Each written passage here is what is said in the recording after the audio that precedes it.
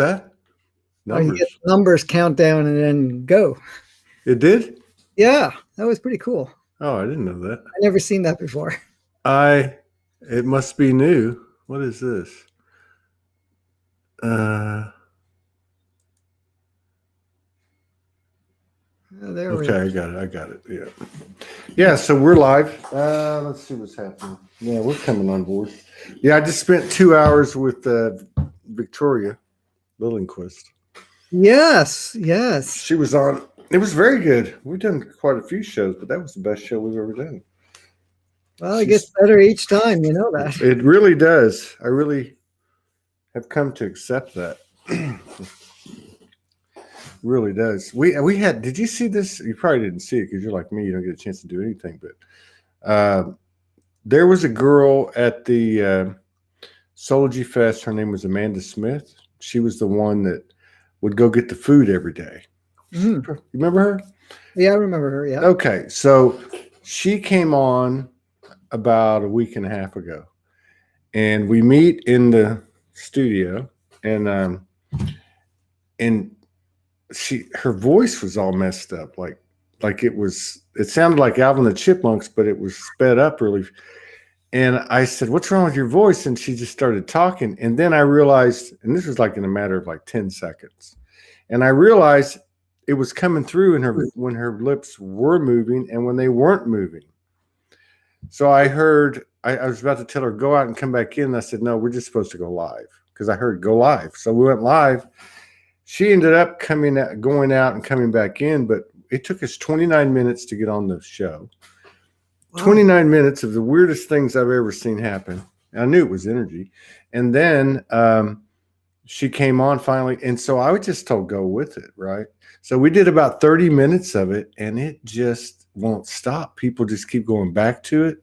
I can't figure out how are people finding it, because she's not like, real well known. I mean, it was the first time she ever been on the show. Mm-hmm. But anyway, a lot of stuff like that's been happening. I've had a whole lot of,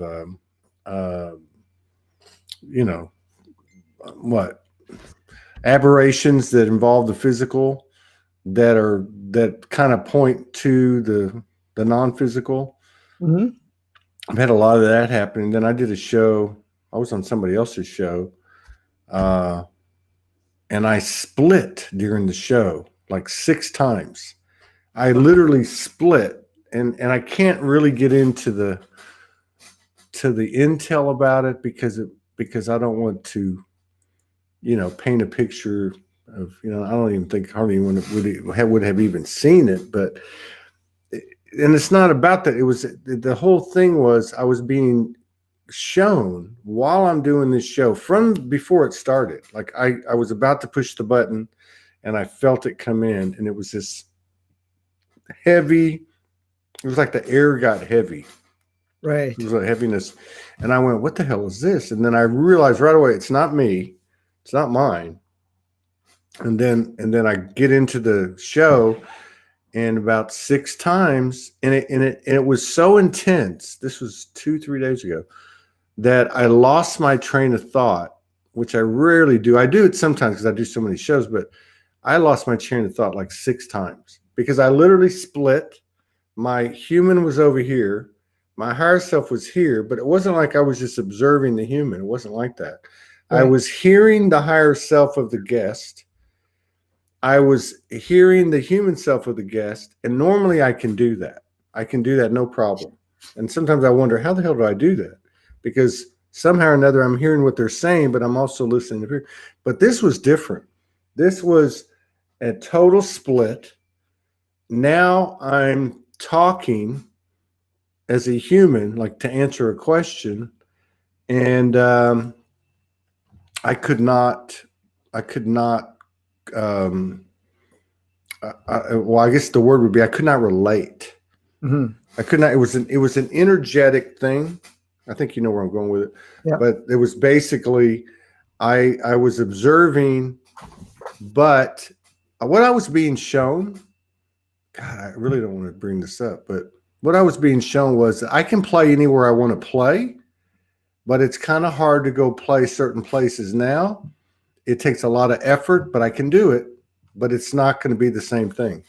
So Right. that was but they've all, you know, I mean, ever since Soulspeaks Fest, it's just been like, holy crap, you know, like holy fucking crap. I mean, like, Franco, I didn't go to sleep last night. It's 4 o'clock in the afternoon. And I haven't slept in 2.5 weeks. I haven't gone to bed before about 6 o'clock, 5 o'clock.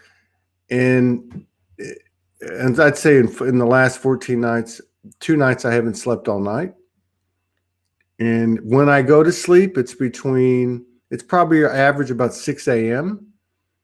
That's after staring at the wall for like an hour and hour and a half. And I'll sleep an hour and a half to 2 hours. I wake up and I'm like, oh man, I feel great. I look at the clock and it's an hour and a half, 2 hours. I'm like, what the hell? So I go back to sleep, which takes another hour staring at the wall. Another hour and a half later, I'm back up again and I'm going, what in the hell? So that happens most of the last 14 nights. I'd say 10. 2 nights I haven't slept, you know, and then the other time, a couple of times I slept. Actually, just one night I slept hard. I have not had but one night in the last 2 weeks where I've slept more than 4 hours straight. So what the hell is that all about? Well, I mean, the stimulation that we're experiencing right now, it's actually, I don't know if Victoria mentioned anything. I didn't get a chance to listen to her. But I mean, she's very sensitive and can feel energies from, you know, Gaia, if there's a volcano going on or something going on, whatever it is, right? But right now, there is kind of an earthquake going on throughout the whole planet, but it's really Gaia energetically. So it is creating a lot of stimulation for people. But some people are going to find that they need a lot more rest because they're somewhat ungrounded or whatever's going on, and there's so many changes that have to go on. Other people are going to feel so stimulated that they find it very difficult to sleep. And it depends on exactly what they need to go. So right now, like the whole energy of the month is basically creating what we can call balance, harmonization. And the balancing is our energy balance and our balance within ourselves, because we're made up of a lot of different energy fields and a lot of different levels of consciousness. And also there's many parts of us that are all participating with everything that's playing out. So there's a harmonization and balancing. So a lot of us are so far out that it has to be grounded back into the body to create that merge. Others are so grounded in the body, are feeling disconnected to that degree. So there's a balancing in that regards. But the other part of the balancing is not only the energies that are coming to the planet, it's balancing with the energy of the planet. And right now, Gaia is gifting us in a very powerful way to create this really powerful stimulation, earthquake type of thing. And I'm not saying earthquake in a sense, because it can feel that way, can feel very unstable. Some people are going to feel dizzy. Other people are going to feel out of balance in one way or another, but it's a balancing. And also the other balancing part of the balancing is the masculine and feminine, because we're all masculine and feminine energetics. And now we have the masculine and feminine that is the physical representation. We have the masculine and feminine that is an energetic representation. And for most people at this time are still out of balance with that. It's not balanced. So that's coming into play right now to harmonize it so that both parts are equally representative of our experience. And it doesn't matter if you're in a male physicality or a female physicality, because a lot of people have this idea that if you're male, you got to be more masculine and less feminine. But those are just energies. We're not even talking about archetypes and ideas of what they mean, because male or female can mean anything depending on where on the planet you are, what culture you're from, what upbringing you have, or whatever it is. But it has nothing to do with that at all. Basically, it has to do with the energies coming in, because one energy is more dominant than the other, but the other one is very nurturing and loving and so forth. And really, for us to be holistic and in our true form, we need the balance for both. Now, that's all taking place at this time to kind of bring everything into alignment with ourselves.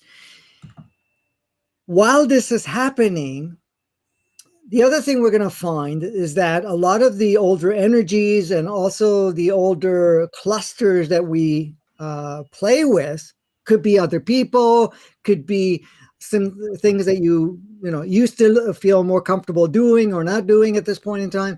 You're going to find that that's going to become much more apparent, where you're not going to feel drawn to it because it does not harmonize with what you're going through, okay, with yourself. And this is the thing. Part of the splitting too is we're feeling we have the old world, and then we have the new world, which we are projecting. And this new world is coming more vivid. It's coming more alive.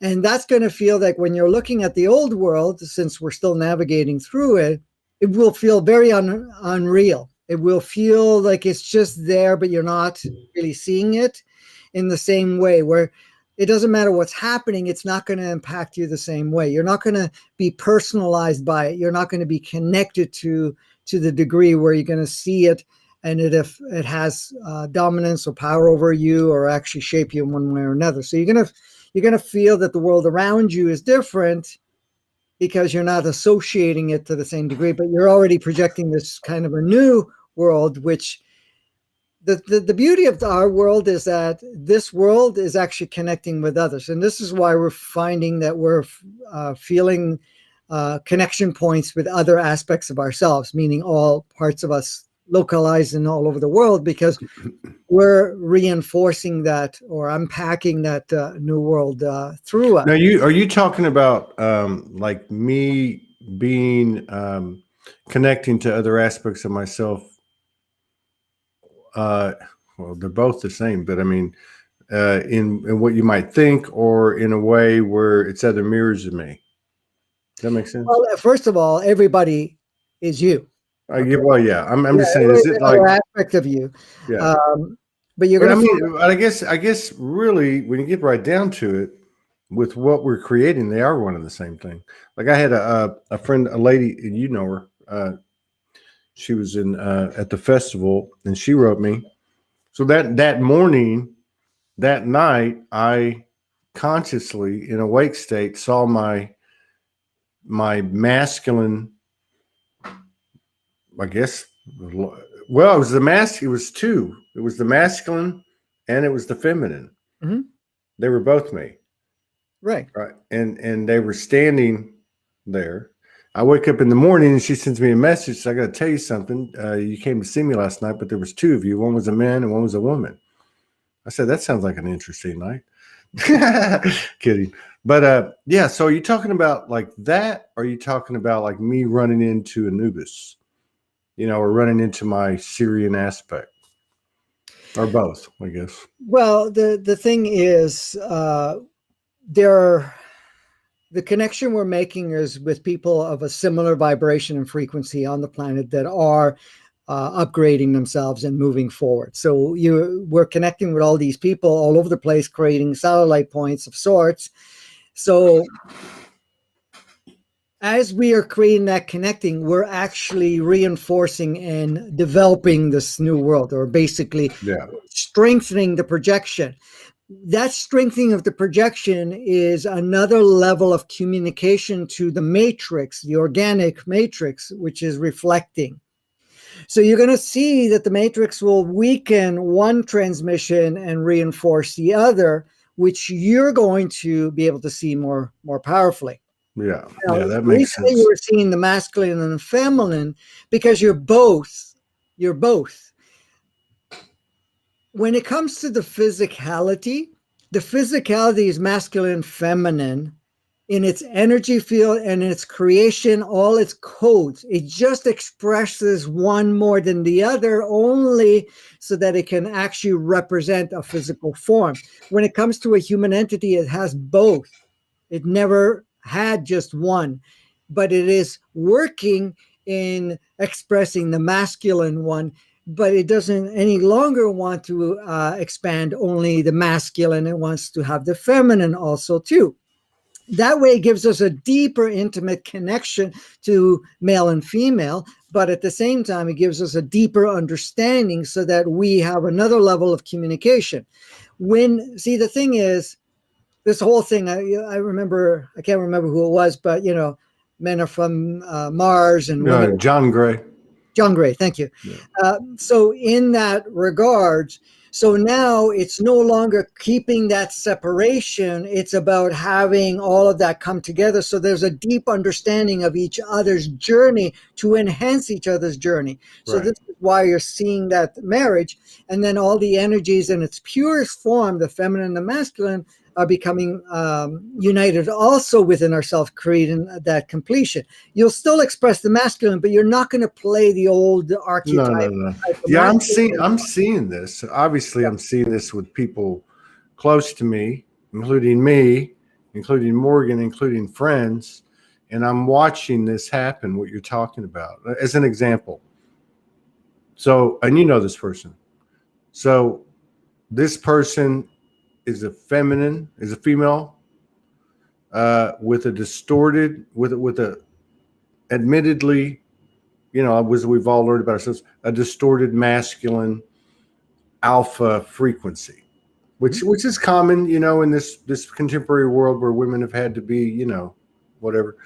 And so she's become aware of that in the last year, and she's conscious enough that when she's entered situations that are presenting the opportunity for a new choice, she's not going into that alpha frequency, yet she doesn't know exactly what to do because she's never cultivated the other one. You know what I mean? But to me, that really is indicative of a lot of the information I've received from our brothers and sisters has been, I'm on it. I don't have it quite figured out, but I'm not doing what I used to do, mm-hmm. which has got to be a good thing for probably 99.99% of us. And that interest of what you just said in regards to, first of all, the recognition of the imbalance in that and going one the other. That's part of what we're doing right now, is so that there's support for us to bring all of it in, so that we, as much as we may not have used one side of it and only use the masculine, even though you're in a feminine body, use more the masculine energy and the masculine older, so that right now it's helping us to balance and merge all of that so that we can use it and have a deeper understanding of both and be able to swing from one to the other without having, and when I say swing, meaning using bits and pieces of it, so that we can have a more balanced experience within ourselves. So when the need arises where we need to focus on one, then we can use more of that to do something. And then when the requirement is for the other, we can use the other part of it, meaning the feminine versus the masculine. But in everyday life of the new display, it uses both. It's all of it all the time. And the thing is, it's being refined too. That's the great part of it. Yeah. I mean, I sense this with people. I see it. And it's not, this is interesting too, because it's like every day, whether I say it, which I usually don't, not anymore anyway, but every day I get up and I see I'm okay. I'm okay. I've cleared that, you know what I mean? I still see that playing out, but it's not holding water anymore. Mm-hmm. I see more people coming on it, or, my interactions, or even when they're posts, and they're very not human. They're very human, but it's not like the old human. It's this new, what the hell's going on? I'm past the point of vulnerability. I'm actually, these are my words, stepping into transparency, and I don't really have a choice, because it's almost like this effortless thing that's just that just is. Mm-hmm. You know, I mean, that I'm seeing that happen, which is another good sign. Yeah. Yeah, all of it is assisting us in a way to bring forth our natural, true state. So with all of that, the transparency, it's not any longer of having an embarrassment or something of that nature of a way of life, an experience. Because the other thing too, we have to understand some of the things that we're also processing through us, we've agreed to take on from the collective. And because we've already are in the works of doing certain other facets of transformation, uh, you take it on. And a lot of us have taken on things that normally you've never really taken on. So you say, okay, maybe I've had this experience before and I cleared it, but now I'm noticing it's coming from a different form. Is it really all yours? Yes and no. It's not yours because of your own creation, but you've taken it on as yours temporarily so that you can actually rewrite it and redesign it. When you Uh, say temporarily, do you mean for this lifetime or a part of this lifetime? no, just for Just could be weeks, months, yeah, days. because now is this connected? Because I noticed too with myself and other people that I've talked to, Mhm. people always talk about, oh, this is collective. Well, and we Yeah. know it's both, but there, and I know I've done this in the last 2 3 weeks. I've gone, I know this isn't mine, but I'm taking it on, and I Right. know there's, you know what I mean. In other words, I'm not throwing the baby out with the bathwater and go, oh my God, this is me. Well, I got to go search for this and find that. But it feels collective. It's like I know it's collective, and I've heard other Mhm. people saying this over the last month. Yeah, and the thing is, we're not a victim to it in a Right. sense where, a lot of people think, okay, I'm getting all this stuff dumped on me and whatever else. It doesn't work that way. It, from a higher perspective, we have to agree to take on certain pieces of it. Sometimes we get really excited and we say, okay, give me a big load. I want to really work at it. But the human ego, which is not the real human, by the way, the ego is a falsified human expression and experience. And we've been living not the true human. So when people say, it's my human side, it's never been the true human side, which is great. I mean, we wanted to have that experience. It was not our true human design.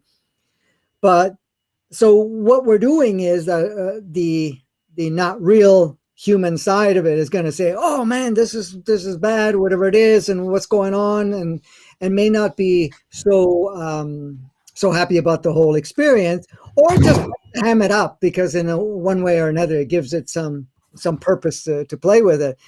But from a higher perspective, you're saying, okay, I'll take it on and I'll take a bigger chunk because right then I'm done that. Not only am I enhancing the collective, but I'm also creating an environment for myself to become even stronger to be able to take a larger leap forward to do something even more profound. And a lot of us don't realize how much we take on, and we always have the freedom to let it go. But a lot of times we say, well, we can't let it go because look, it's overwhelming me. No, that's just the operating system that is creating a illusionary overload. Okay.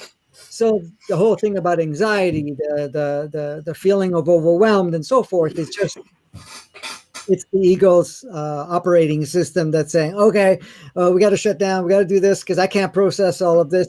But really what's going on is that it's overloading it and it's short circuiting it. And it says, no, no, no, I don't want, if I short circuit completely, then I'm not functional anymore and I can't control you anymore. And I can't continue to support this sort of illusionary human. So when we understand the true human is not what we've been representing and living. And that's what we're starting to remember and we're starting to realize it. And this is why we're changing. We're not changing into a multidimensional being. We're introducing that, absolutely. But that introduction is actually bringing forth the true human, the Yeah. true human design. Many of us, because we've never really got to experience it that much, it seems foreign, and it seems like, oh, this is alien of sorts. because I don't recognize it. But in fact, it is human, because a human is multidimensional. Human is many facets of what people call alien expressions in one package. And so the true human is very adaptive, very Yeah. good, very Yeah. connected, very progressive, and it communicates with everything, including Gaia, and has a really an intimate relationship with that and relationship with others, being other so-called humans. And that's what we're relearning. And this is what part of what Gaia is doing with the balancing, because with the balancing, the out of balance is the artificial human, the Right. artificial masculine, the artificial feminine. So, And even I think at some point, guy, everything changes so fast. I mean, like what applied doesn't apply there, but like even an over identification with the gender. yes. I mean, it really it's next on the list, right? I mean, and again, I love what you said too, because we think, and I've never really thought about this. I mean, I've said this, but I've not really actually said it the way you did or understood it. But that's, yeah, we're multidimensional, but this isn't about us being this multidimensional, universal neon sign walking on the earth in a hugely altered state from where we're at. It's actually what you're talking about. It's actually the divine human, right? I mean, we're actually that's actually the focal point. Mm-hmm. And then so that's happening now. I mean, it's actually happening, like big time. Franco does look 10 years younger since he went to the Soul Fest.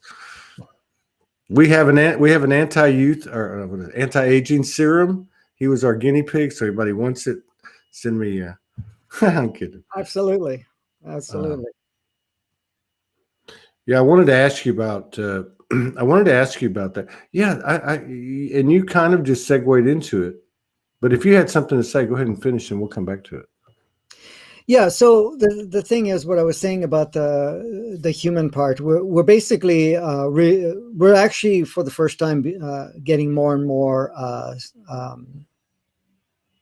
access, I guess if you want to call it, to our true nature, our true human expression and experience. A lot of the body's representation and so forth have been, because in our true nature, like, okay, since that whole thing about looking younger and all that stuff, our true human does not really age, does not deteriorate, doesn't have to play with ailments or anything of that nature. The our true human has no issues about, and like you said before, the emphasis on the masculine and feminine is artificial. Mm-hmm. Okay, it's not our true nature, because our true nature does not put any emphasis on it. It may be in a male body and maybe in a female body. It may represent it slightly different, and it may take on certain roles, but it is not identified by it to the sense, this is who I am. Yeah. And discounts it. That because before it was, you're male, you take on this masculine energy. But this is the thing, Todd. The masculine and the feminine we've been living for the last 10,000 years has never been the real masculine and feminine. I agree. Yeah. It was a modified version of it that created not only separation, but operated in very low frequencies and created a non-acceptance of the other side. Yeah. So, when people are talking about, and you guys talked about it too with Morgan and others that have come on the show and so forth, and yourself, these energies that are coming in, these are pure codes. These are pure feminine and masculine codes to reactivate, retune our true. And then it's to create that beautiful blend. So whenever you're interacting, it's not anymore of seeing a difference between the masculine and feminine. It's a celebration that we're all in different packages, but at the same time understanding each other and having such a connection where not one has to complete the other. One just expresses one way, the other, which enhance all of it anyways. And it's not a requirement for it to play out there. And so that's what's really happening right now. And Gaia, the planet itself, is aiding us, and it's going to be aiding us for very powerfully this month and pretty well most of next month to kind of create that and to stimulate too, because we're also going through more of the body restructuring. And this is something else. I'll share. Yeah, you're hitting on a bunch of stuff. Hang on. I don't want to forget. Okay. Let me just write. Okay, so I just want to write this and then that. And then, okay, I forgot the third one. Keep going. Yeah. Yes. So with the other thing is with Gaia, she's when we say she, it's all the same energies, but at the same time we recognize it that way because of the birthing and so forth of holding a space, and that's how we've decided to relate to it. The one thing about okay, I'll share something. I had a little conversation with Gaia. Okay. When was this? Just recently, actually. Okay. Yes. So I think we should boot everybody off the call because this is between you and I, because they can't know about what Gaia said. What do you think? Or should we just let them know too? Well, I think we should let them know because I really think that God, we're all over the place. I know because I haven't slept, but there's things that I've been sharing, not too much, but because I don't know what we said privately or what you said privately and what we talked about like this. And so I don't mention the vast majority, and I haven't had, these have been like close-knit conversations, maybe five different conversations, but no, I'm very sensitive to not saying anything if I don't know for sure. But if you're asking me my opinion, I think we should rip the Band-Aid off, and I would like to talk about everything that we've ever talked about and the things you still haven't told me. No problem. I was just being cheeky, like somebody said. Oh, you were being cheeky. I'm being playful. Okay. So basically, at this point in time, Gaia is helping us out. One thing it made very clear in one of the connections I just had, which was earlier this week, it said very clearly, it says, listen, we're going to rock this thing and we're going to move forward. And whatever's necessary, I will bring forth. And just to share with people, not to be so concerned about saving the planet, saving me.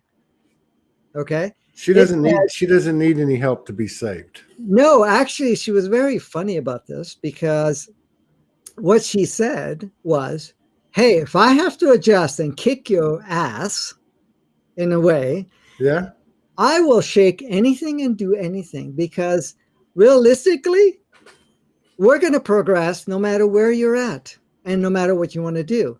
Yeah. So I can reverse any part of it. And if I have to take some of you guys out, not in repercussion, but that you want some assistance to leave, yeah, I'll take care of it. No problem. Okay. Yes. So don't get hung up on it. And there was something that happened a little while ago. I think we had a bunch of volcanoes out that erupted. I don't know. It could be a month or so ago. I don't recall. Yeah. It brought it up, and it was laughing because I asked it. I said, "Well, what's the deal with all these volcanoes erupting around the world?" Right? It could have been 6 weeks, could have been 2 months. I don't know. I lose track of time like you do. Yeah. I can't keep track of it. So I said, "Well, what's the deal? What's going on here? Are you like kind of trying to wake up some people, or what's going on?" And it said, you guys like to play smart ass all the time in a way. And I mean, it uses slightly different words. These are the words I like to use.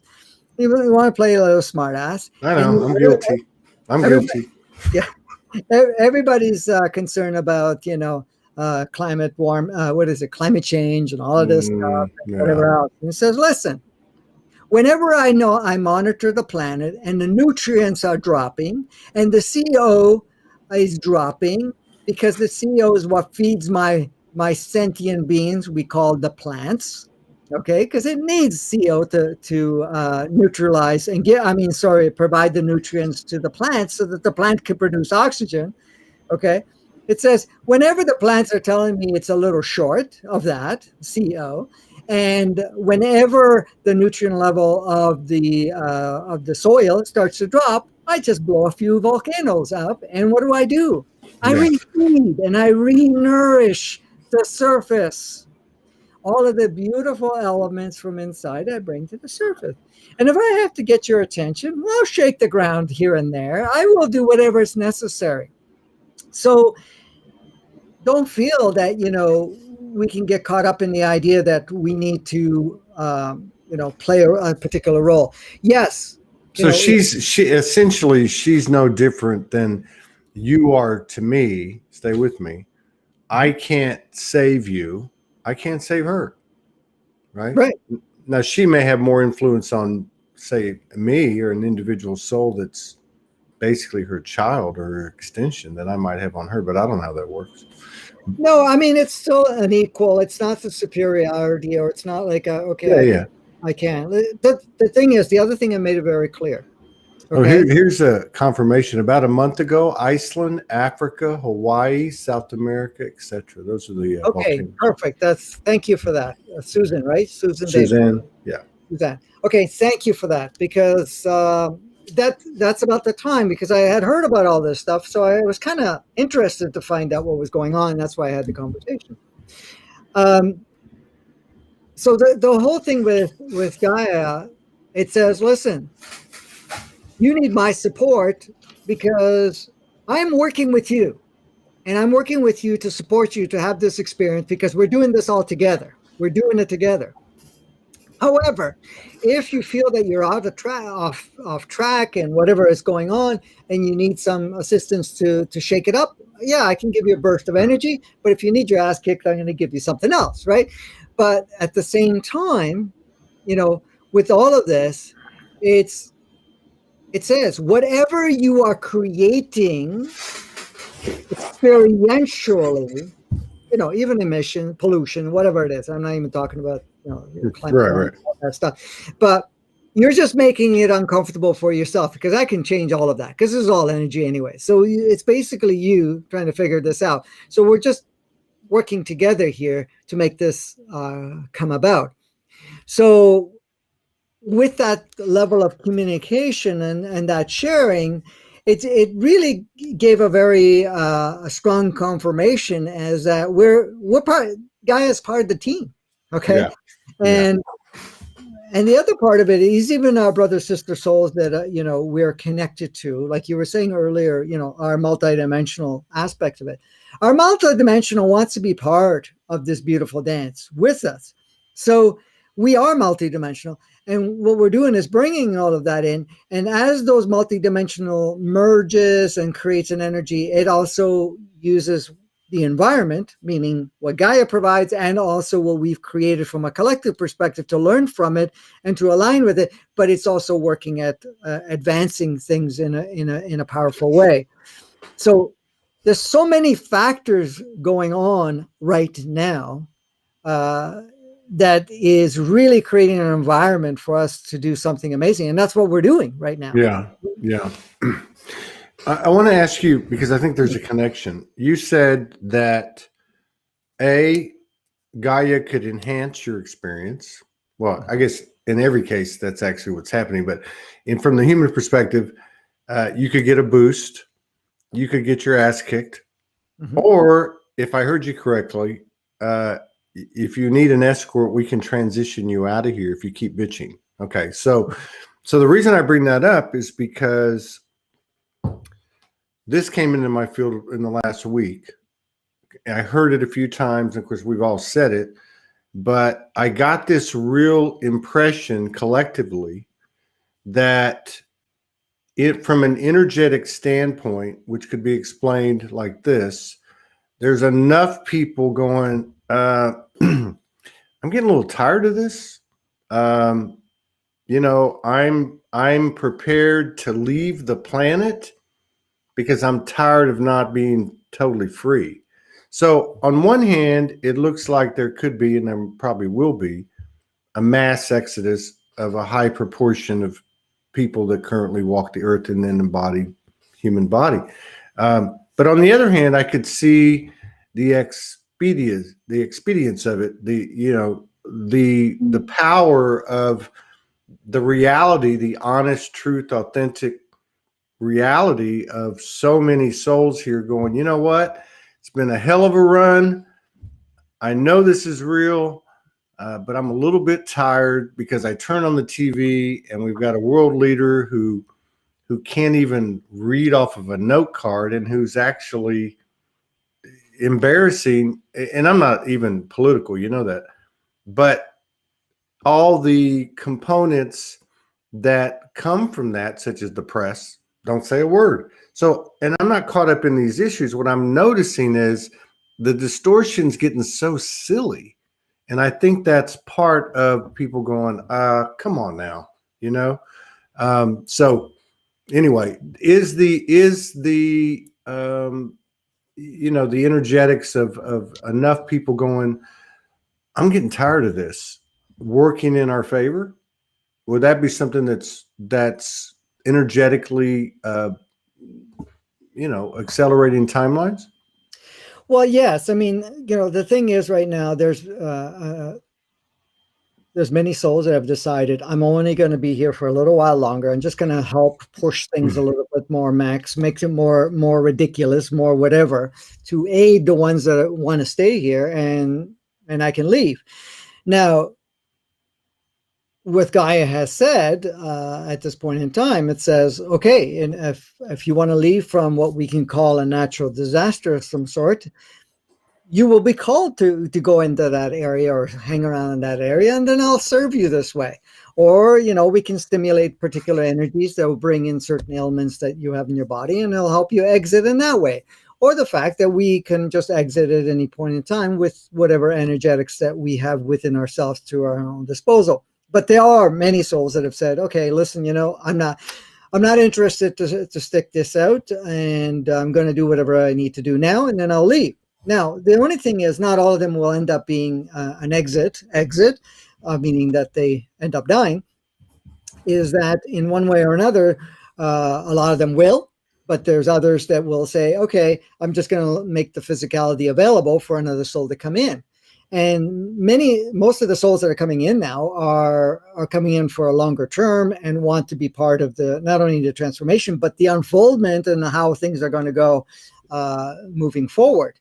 So, there's a lot of handing off movement and so forth that is taking place. And a lot of it will happen within the next year and a half, because there's going to be a much more major concentration in the next year and a half, because there's a lot of preparation being done for 2023 to come through, because that's when we want to be done with the inverted stuff.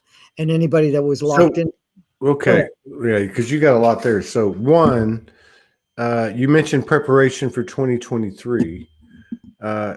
Was there the same type of thing? And I know 2023 is 2023, when we're still in 2021, but did something like that just happen as well through like the end of May?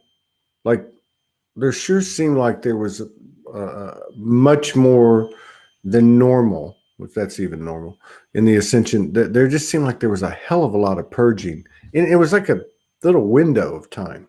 It was probably a week after I talked to you last time. Mm-hmm. Like a week to 10 days. Yeah. So the thing is, this whole heavier purge started in the beginning of 2020. And it just went into the next level in 2021, which is that's why I said we're on 2020 on steroids, which is 2021. Yeah. but it's just moving forward. So yes, each month it's been elevating further and further and further, because it's okay, this next 2 years we have a lot of progress to make, and as we get closer to the line, it's going to push it even harder, because it wants to keep taking huge leaps. So all of us are taking huge leaps in this point, and we're open to have whatever support that we can bring in, not the disempowerment support, but support to be able for us to, through our own capacities, to take to create this preparation for within ourselves. Because the intent is, this is the intent from the collective period, is that by the end of 2022, we want to have all of our inverted 3D, 2D, and reference point of an inverted matrix purged out completely, so that we're not going to do that. Now, So does that mean that? Well, I mean, I know you. Maybe you could tell for sure. I don't know, but I mean, is your feeling that the egoic implant will be neutralized as well? well, when you create such a situation, because when you're looking at the ego, okay, the ego is a software program that is specifically designed and programmed and was only supported by the inverted matrix, inverted 3D, 2D. So if we're going to purge all that out by the end of 2022, going into 2023, then that software is not going to be working anymore. Yeah, that would make sense. Now you have to understand too, because that ego has created many versions of you. Okay? We have many versions of ourselves. Right. Now, those are purging, so that you only are your pure state, where you're not creating. So just so as a reference, I'm sorry to interrupt there, but before I lose the thought, the versions that we've created is different stages in our lives. We created versions of ourselves of how to express, which are ego versions. But then we've created versions with family, with partners, with siblings, with work and whatever else. And all these versions are all reflection of this inverted world, inverted 3D and so forth, 2D. So those will go too.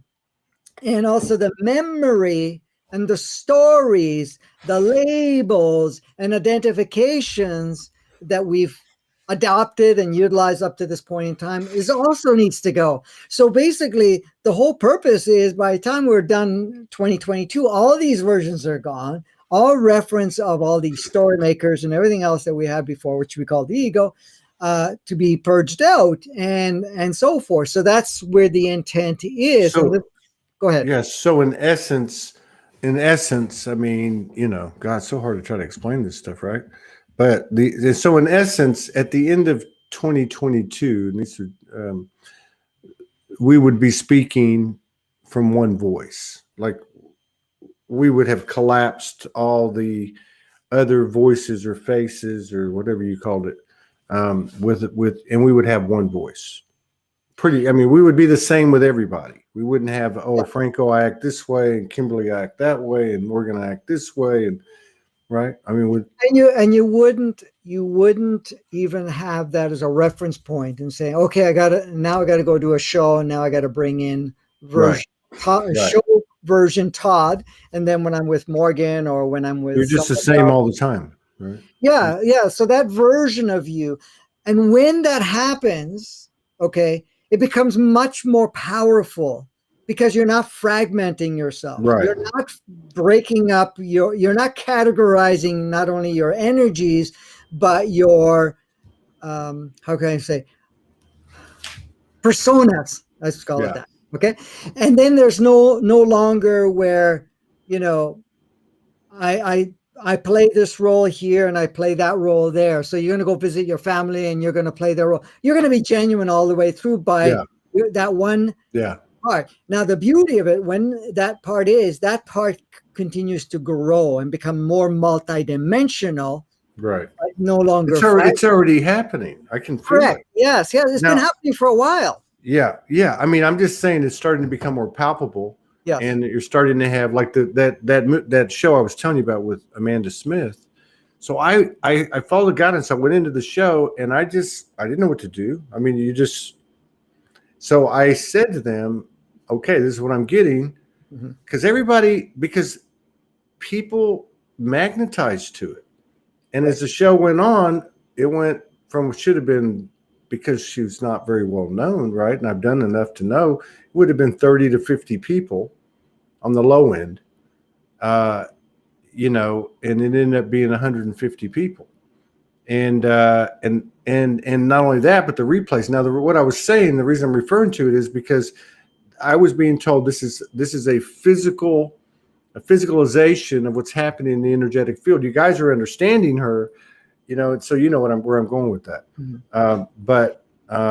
So when you're saying this, now I can see the congruence in the I don't want to say, I guess, timeline of the divide, right? Like I can see this divide occurring. What I described to you at the beginning of the show, that's what that was.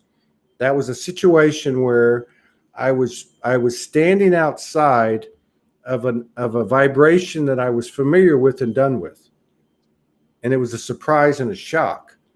And so then I was given a lot of information, but the bottom line was what I was shown is that it was like oil and water, and they're not going to mix. And the only way that it could mix would be from the person that was standing in my shoes, because it wouldn't come from the old vibration. It would only come from the new vibration, because the old vibration has to be, has to be presented with the new code before it can do it, right? But anyway, so I can see that almost to the effect where I'd want to say, then it sounds to me like, or it's really more of a question, but it sounds to me like the possibility is out there that it can split, and there can be two Earths, however that looks. That at the end of that period, there probably would be one, unless would the 3D organic and the 5D organic be separate? Wouldn't they be the same place? Well, the organic 3D and organic 5D are two separate platforms. Okay. And they will remain separate for a period of time until I think it's 2035. And then yes, I was told that 2035, it is basically to be completed. So that doesn't mean that somebody that chooses to play an organic 3D is stuck there until 2035. They can cross over any point in time. Right now, all three are open. So you have organic 5D, organic 3D, and the inverted world, which is the inverted 3D, 2D type. Still, right. All you kind of blend. So the point is that by the end of 2022, that the inverted stuff is no longer accessible at this point in time. So you basically only got the organic 3D and organic 5D. The floor of the realm is raising. Like the lows aren't going to be the old lows. So I guess in essence, yeah, I see that now. And that's what we've been doing, is that to aid that the low vibrations have been clipped off, so that even if we had what looks like a catastrophe, for example, or some really scary scenario coming along, we would not as a collective be able to go to the same level of low vibration as before. Right.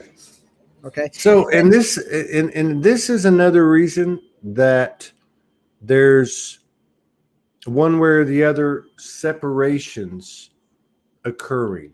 Like, even like the experience I was talking about, they just weren't going to work, and it looks like, it doesn't look like anything bad. That's not what I'm saying, but I can see where people are working their way through this and basically looking out after themselves versus trying to appease people. That's kind of dying down a little bit. That's like a symptom of it. Yeah. Go ahead, keep going. Yeah. So the whole thing with the what you call the split, you will notice that you have the accessibility. So, for example, you are living in multiple movies of sorts. And depending on your state, how you get activated or anything of that nature, you will bring forth one movie over the other. They're all there. So, for example, if you wake up and you're in a bad mood, for example, I'm just giving you this as an example, then you're going to emphasize that movie that reflects that frequency more. So you are going to meet the versions of people that relate with that frequency. It's not like, okay, I'm laws of attraction. No, you're basically, what you're doing is that movie's already existing. You're now connecting with that movie. So the practice I've shared with a few people, anytime I've talked about it, is that if you have that situation where you wake up and you're now noticing things are kind of following suit into that, what you can say a negative day or a bad day. If you just step back for a couple of minutes and go in and just connect and raise your vibration, and I've shared what that process is several times now, you will notice when you go back out that the movie's already changed. Because they meet the same people, but they're going to talk to you differently. Those situations that were there is very different. What's happening? You just shifted the focus from one movie to the other because they're all playing at the same time, at different frequencies with different experiences. So you're just shifting that because you're shifting. So you're just basically adjusting your dial of your channel that you're tuning in by you. And this is the thing. And this is one of the exercises I've done in some of my workshops and retreats some years back, where if somebody was having a particular experience, if they did the process, and I talked about it, is that when they went back out, even meeting the same people that were nasty to them before, 20 minutes ago, 15 minutes ago, even 10 minutes ago, all of a sudden they're, oh, hi, how are you? And they're all nice and go, what just happened? Because what they did is they just, by making an adjustment within yourself, you're now bringing forth. Now, let me give you a little. So what happens? Well, I guess somebody's energy elevates, and then somebody else who's in the old movie is exposed to him, and then makes a choice, consciously or not, to make a choice to play in the higher field, I guess. Yeah, the individual that chooses to play in that higher field, because we are playing many roles at once, because you have to understand a lot of people are playing extras roles and so forth. But the thing is, a lot of people are playing multiple roles. And this is the thing about this whole beautiful holographic expression, because we're expressing on many, many ways of ourselves. This is why just a shift in yourself, you can feel different, and you can see everything looks different to you, and your interactions are different because you're just changing that frequency. So what happens is, and this is one of the part I want to say, this is the tricky part.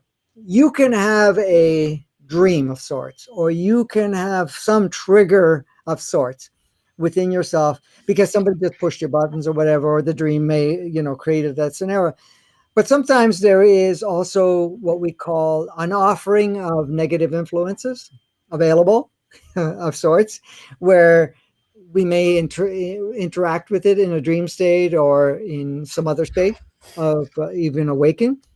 So what ends up happening is shifts you to kind of trigger an old program. So your vibration lowers, and your frequency stays the same, but your vibration goes lower. And then what ends up happening is you now bring that movie that matches that vibration into play more clearly. And then now you're having all of these things that reinforce your current state. So the thing is to realize the moment that you start seeing things going a certain way, well, yeah, you want to notice if there's any programs, but at the same time, you want to go into a point where you adjust yourself by reconnecting, and then that way that movie doesn't have to continue playing. You're actually playing another supportive movie by just doing. And what just to remind people, if you want me to share this, I know I've shared it before, so it's not new, but maybe there are people that knew or need the refreshment. So if you're noticing that things are going like what people call it's a bad day or whatever it is, and if you're at work, just go to the bathroom or go somewhere where you can have quiet for a few minutes, or just, isolate yourself to a point where you're putting that aside, and just you close your eyes, put your attention on your breath. And as you're focusing on the breath, be present with the breath and ask your body your soul to fully embody. So soul fully embody, activate the highest home frequency that I can utilize in my physicality right now. I also activate within myself the highest source essence that I am, that I can utilize in this physicality right now. I also activate or put my emphasis on pure love within myself. And then you can also ask your body and even human entity, but ask your body, innate consciousness, to raise the vibration to the highest frequency, so that you are now stepping into this what do you call it? This movie that most suits and supports you at this point in time. By just doing that and asking even your human entity at this point in time, say, hey, bring forth the highest expression. So I want to be the highest version. Just saying those things and closing your eyes and focusing on the breath, you go back out, and I'm telling you, it not only it feels different, you're going to have different interactions. What you see through your eyes, the colors, the emphasis, and so forth will change by just doing that. And that is you turning the dial, changing and bringing forth, taking this movie, moving it back, and bringing this other movie that's more aligned with you forward. Yeah. Now, if a program came up, of course, you want to address it, so you can write it down and so forth and address it either then or later. That's just kind of helping you. But the thing is, you don't have to have what people would consider a chain of a bad day. Okay. Right. Okay, I got the message, and this helps too. If you're seeing it, it's like, oh, okay, I'd like to see what's really playing out here, and you jot it down and say, okay, I got the message. So now you retune yourself with that just process I just shared, and bang, you don't have to play out the whole day, because it's not like before. You can have a bad day, a bad week, a bad month. You don't have to have that. That's not required. Yeah. You just need your attention. Okay, great. What is it bringing up? It's bringing up this. Okay, I'll take care of that. Great. Now let's change the channel. Let's go and play in a different state. Yeah. This is the beauty that we're introducing. There's nowhere to hide. Well, that too. Yeah. You know what I mean? I'm just saying that there's nowhere to hide. So that means that whatever you need to come up is going to come up.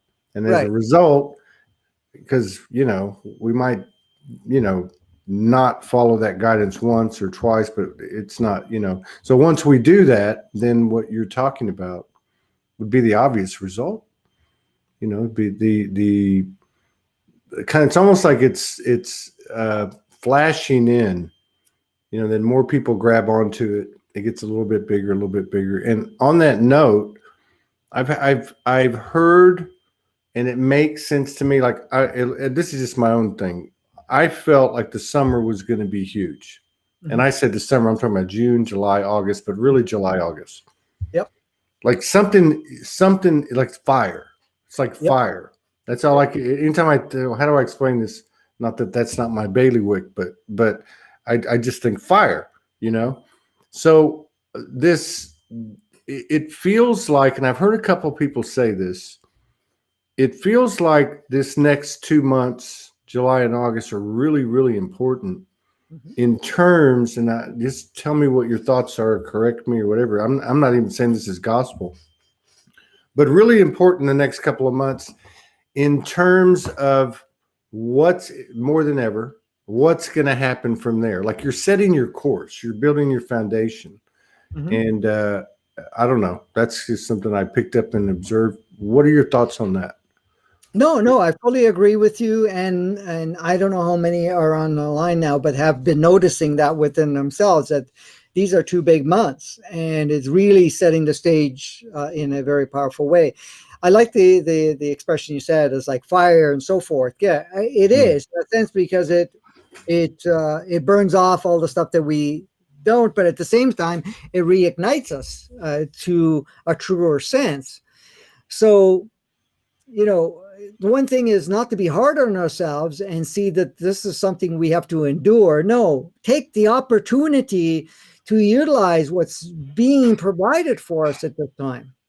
So if you're going to have a fire and you're doing some house cleaning, and I'm using this metaphorically here, hey, the fire's there. Let's do the house cleaning. Let's use this opportunity. If it needs to create something else where you're going to ignite some other stuff, hey, great, it's here. So let's use it. So that's the thing. And yeah, it may look very interesting too as we go along, but remember, we are in charge of how we experience it. But we have to keep one thing in mind. You can never look at anything as good, bad, right, wrong. Right. You got to look at it for what it is. It's playing out a particular scenario, whatever it is at this point in time, for us in one way or another to fine tune, adjust, illuminate, expand, whatever we need to do with ease and play.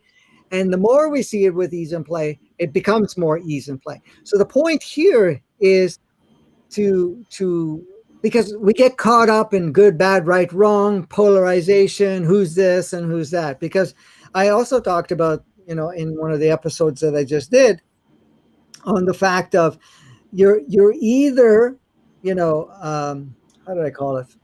That's the one I was just fixing to ask you about. You had you had 3 options. Yes. You had 3 options. And so and this is why I brought it up. I didn't get to watch the whole thing, but I watched part of it, and I picked up on the energy of it.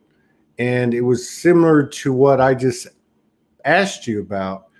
So the way you laid it out, it was like you can either do A, B, or C. Right. And I was like, okay, that's it, because you're going to have to do one of the 3. You're going to have to do something, right? This. You can't do nothing. That's the thing. It's there. So it was like the way you described it was, to me, it reminded me of like a deck, like having a hand of cards in a poker game. Right. Like I can either fold, I can play, I can pass and not raise the bet. But I like the way you put that. And I can't remember what it was either. Yeah, it's maintain, fight, or redesign. Yeah, maintain, fight or redesign, which is pretty much a no-brainer to me. Yeah, so maintaining is basically us, still playing the old game. So we're supporting the old game. We're supporting all the old versions of ourselves. We're supporting the polarization and everything else that we're playing. So we can continue to maintain that until it gets so uncomfortable. And for a lot of people, it started becoming uncomfortable quite some time ago. And then you also notice that a lot of people at this point in time said, well, no, I still want to maintain that world. So I want the norm to come back and all that stuff. The second phase is you start to realize that we're living in an illusionary world, that, there's certain individuals playing a particular role. And now, of course, you see where the energy is polarity, fight the systems, fight the people. They're the evil ones. They're the corrupt ones. They're this and that. So now you're engaged in the same energy, and you're now burning yourself out to fight the system. The other part of it is, the third part is you choose to redesign. So what do you do to redesign? Okay, I see the game as it is. I'm not going to support it. I'm not going to fight it. I'm just going to let it play out. And it's going to burn out anyways, because if I shift into redesign, my energy is in a different state. Everybody's doing the same thing. So what you do is you start creating another world. So that becomes more and more obsolete, and there's nothing to support it. So people talk about, okay, there's all these cabals, and then there's all this, these evil players, and there's these governments and so forth, right? Those are just presentations. None of it can exist. None of it can live. Nothing has any energy, and it has no impact. It's designed that way. The thing is, we And when I say we, the ones that have chosen, and we have all at some point or another have to a certain degree, and some of us are deep into it, but many of the people that are here are not really, supporting it to the same degree. We get caught into the fight. But the point is, the whole focus is to teach you, to program you that we need to see it this way, and then we support it. But we don't do that, all of it crumbles.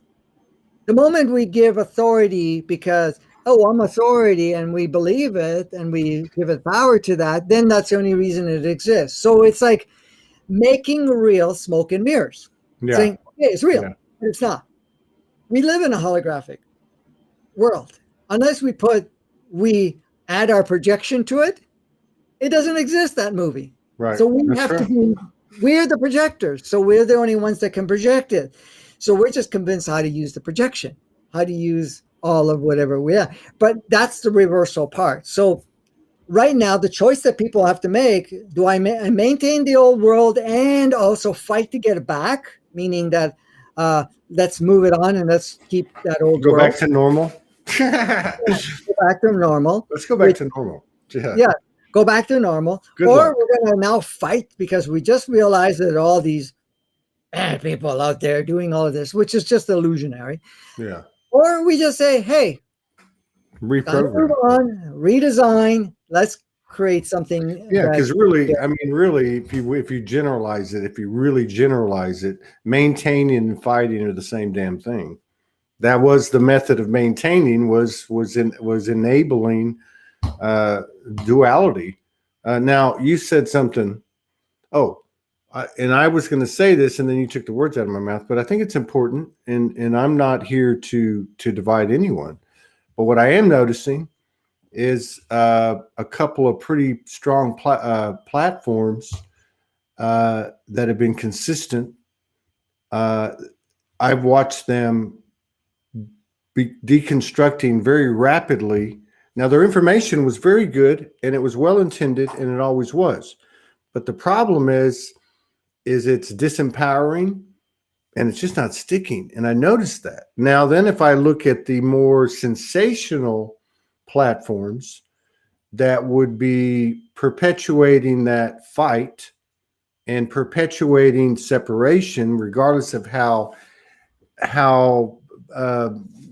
what their heart intentions are or what they think they are. Okay, I'm not judging. I'm just saying the road to hell is paved with good intentions, but so is the road to heaven, because we're at a higher place. Now, what I'm trying to say is, and you called this a while back, this stuff's just not sticking anymore. It's just not sticking. There's no adhesion whatsoever. And so this is actually showing up in everything, every conversation, every relationship, every connection, I'm walking around this house, and you have a little inside information when I left that day, right? I mean, you could see where I was going. And it's been such an interesting thing in regard to what people call addictions. I would call it distraction. Mm-hmm. Addiction, because it's much bigger than that word addiction to me. And what I noticed about it, so it doesn't just happen if I have a conversation with somebody or any other situation that comes up throughout the day. What I noticed was that, again, that split, right? But it was more of the traditional split where the higher self was looking and saying, hey, hello, I want to talk to you. But what happened was, let's say that one distraction's gone, right? Mm-hmm. Then I would get up unconsciously. I'd walk around and go, what am I doing? Well, I'm reaching for something else. And it could be a burrito, and it could be a lot of things. It could be my phone and getting distracted with my phone. But what I noticed was how clear it was to me that it was all the same program. And so I went, okay, so I don't have to go fight each one of these things because there's freaking some I don't even know about. What I can do is honor what I'm hearing and apply it. Oh, that's what you do? Yeah, that's what happened 2.5 weeks ago. and I haven't slept since. So I don't know what that's about. But yeah, I get what I get where this is actually becoming physical. It's become, and I keep going back to that show, or even the technical difficulties on other shows. There's a physical presence that's expanding of what has been a non-physical part of our experience. Mm-hmm. Yeah, absolutely. And the thing is too, with regards to what you were saying, when we are looking at the way things are playing out, for example, the addiction that you were saying, and you can be pulled from one thing to the other. The more easier, clarified way of looking at it, and say, instead of looking at the addiction and judging this addiction and then wanting, sliding into another one, you look at it and you see whatever pattern that you're going in, and then just pay attention to it. It's like, okay, does this really match with me? Is it providing me the experience that I really enjoy, or anything of that nature? When you communicate yourself and you don't bash yourself, you don't judge yourself That's for right. whatever it is, then there's a different level of communication and a different level of realization. And then those shifting will happen easier, and it doesn't have to be a fight, because a lot of times people get into the fight. Well, that's the thing. We take a hard stance. You got to be a vegan, or you got to do this, or you can't do that. What I noticed is exactly what you said. There was two things that came out of it. One was I heard it, I felt it, yet I was still given the choice. It's always a choice, and I've learned now, especially now up to this day, you make a choice. There is no wrong choice. You just put yourself in a situation where there's another set of choice. There's another choice to be made. That's all. But what I found was that it was, I had already gotten to the point where I wasn't going to judge myself. Like I knew that. So that was already going. But when this started happening a couple of weeks ago, it was more of like me watching somebody else. So the first thing was food. And Morgan will tell you, I like to eat. All right. But I'm not eating. But the habit, because I'm not doing other things, is what I'm figuring. Yeah. That's the way I got it, was I just go look for something else. So I'm going to run up to the store and get a hamburger.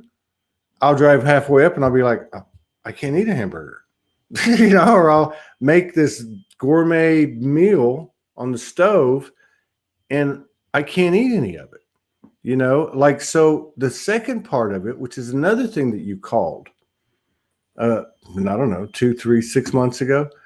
And you said, even when you go there, now this doesn't have to be in the example I'm talking about. It could be any type of, let's just say lower vibration or past pattern behavior or environment that's kind of pulling you in or attempting to pull you in. You can't even go there. I'm not saying that it's 100%, but what I'm saying is I can see already and very rapidly how that's not going to work. You just can't do it. It's like you got a horse and buggy, a car, and some kind of flying machine out in the driveway, and you walk out there one day and the horse and buggy's just gone. You don't even have that option anymore, and then the car's gone. So I see that happening, and that's very encouraging. Yeah, and you're doing it. You're removing any possibilities or anything that would be easier for you to go back into that old pattern. So you're changing that. And this is the thing, is that if we actually pay attention when things are happening, like you're going to go get a hamburger. I'm just going to use that as the example. Mm-hmm. And if you actually pay attention, you're going to get the hamburger, you can ask yourself, you're just paying attention, how do I feel about going at the hamburger? Or do I really want it? What's my story? And then all of a sudden it's like, why am I going? You're going to feel very different, and it will shift and say, I'm not going to go. That's it. I'm going to go do something else. Or you'll be gravitated to some other food or something that'll be very supportive. And that's it. Mm-hmm. It's a matter of just paying attention to it.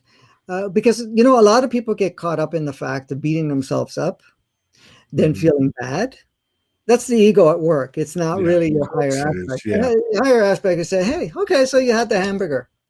Hey, what is your body telling you? Well, the body's saying, You know hey, what? If you use that example in what has it been since I've been back, a month? God, I can't even think. And it's not even a month, 3.5 weeks. okay, So in that time, I probably have, because I've been juicing a lot, which is another thing. Like I like juicing. I've always loved juice, but it's like I'm like I'm almost like in an affair with it now. It's like it's crazy. But when I have allowed myself, and I have thought about it, and I've gone, do I now that I know how this works, do I want to do this? Most of the time, it's no, because I realize that the only thing that it's satisfying is this basically reaction, to what my body. But when I have done this I'd say in 3.5 weeks, it's probably been 3 times, 4 times. I'll give you an example. Morgan told me she ordered a pizza. Well, pizza is my biggest, weakness, right? And I hadn't had one in years. I mean, not in years, but in quite some time. So I called Pizza Hut. I mean, I got online and they had a special. And the best special was 2 medium pizzas, total of 16 pieces. So I thought, well, hell, I'll just eat some and I'll put some in the freezer and so I ate 4 slices. And then an hour later, I got up and ate 4 more. Now they were the thin ones. I ordered the thin one. And then the next day, I ate 8 pieces in the first 5 hours I was awake. Now I don't think I ate anything the rest of the day, but I didn't feel bad. Not mentally. There was no mental judgment. My body felt fine, and I didn't have any kind of uncomfortable. And that's how the other 2 occasions went too. And here's the other thing. That's the only time no matter what I was eating, I could eat everything. Mm. I could. Other times, no matter what it is, I can't eat the whole thing. And I used to eat, 3 times what I'm talking about. So I don't know. Well, it also depends on your frequency, your state, and so forth. So sometimes, yeah, you can have a meal that normally you may have a problem digesting, and your body's saying, fine. I like that energy that food carries, or whatever the nutrients are involved in there. We're okay for it, but it's not going to be our steady diet, and we're not going to be all stuck in it. Right. Now, the one thing I wanted to share is another key for everybody. Keep in mind that a lot of the addictions is the ego wanting you to go into that addiction, so that it has power over you, because then it'll make you feel bad. It will judge you. It will, create certain states of lowering your vibration. And I'm not saying, for example, if you're going to go and drink, it's going to convince you to drink, or convince to have what you can call food that your body's not going to want. After you've had it, you're not going to feel good, and it's going to go, see, this and that, blah, blah, blah, and create keeping you in a disempowered state, but also keeping you in a state of that lower vibration. So, you could always ask yourself when you're drawn to that too, is like, okay, who am I going to entertain here? Am I entertaining my body because my body really wants this? Because if you ask your body and it says, yeah, we can use this, that's great, we're good.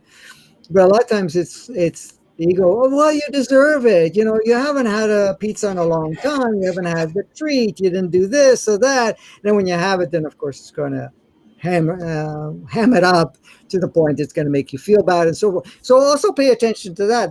That's usually an indication of what's playing with what, and it's really just so that you become, oh, okay, I see where that's coming from, and I'm now not going to, give power to that side of it, and I'm going to direct myself in a different way.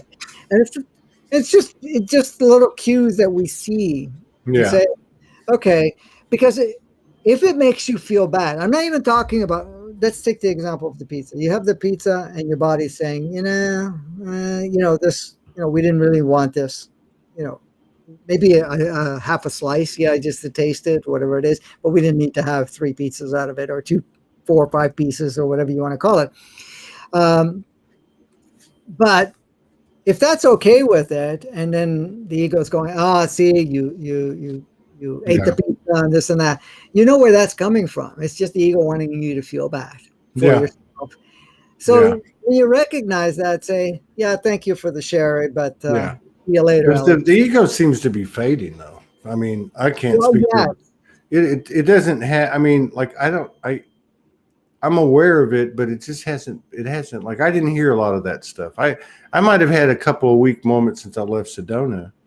You know, after I got over the fatigue itself, and they would have been very momentary. You know, where I was like, you know, damning myself or something. But very, very. And even before that, it wasn't a thing. I want to get back to what we were talking about, but we have a sister in the community who's been a big supporter of us for a long time. And she had written me the other day to ask me to ask you a question. Okay. And so we can go back to what we're talking about, but she had saw the show that we did, the second show we did, which you mislabeled, by the way. You mislabeled on YouTube. It was the one on the couch. That's what it was. And you had mentioned you were talking about your story of I believe you might have talked about out of body, but you did refer to Yeshua as being one of your guides. Right. And so she wanted to know if we all know the story or the stories. Has Yeshua ever divulged to you what he was really doing here, and what the purpose of his incarnation was here? Yeah, he did a long time ago. Could you expand on it a little bit? Oh, now you want me to tell you what it is? Yeah, well, she asked, and I'm just teasing. I thought you were playing it close to your chest again. No. See, I can't even figure you out anymore. You've changed so much. Well, you know, I love you so much, brother. I love to play with you. Now that I met you in person, now I can play even more. But no, so he had made it very clear at the time that he came here to reactivate the code and operating system of love. So that was his activation, was reactivating love on the planet, because when that inverted matrix came into play and the inverted world was projected, then at that point in time, that we lost all connection to what we call love. And it's not the love that a lot of people have adopted over the years. It's a pure love, a love where it sees everything as a beautiful creation, a love of appreciation for every existence and every expression and every opportunity to. So that was his thing. He came to encode it. So he came to have a human experience. And while he was having the human experience, he was uploading in the collective through the human experience love.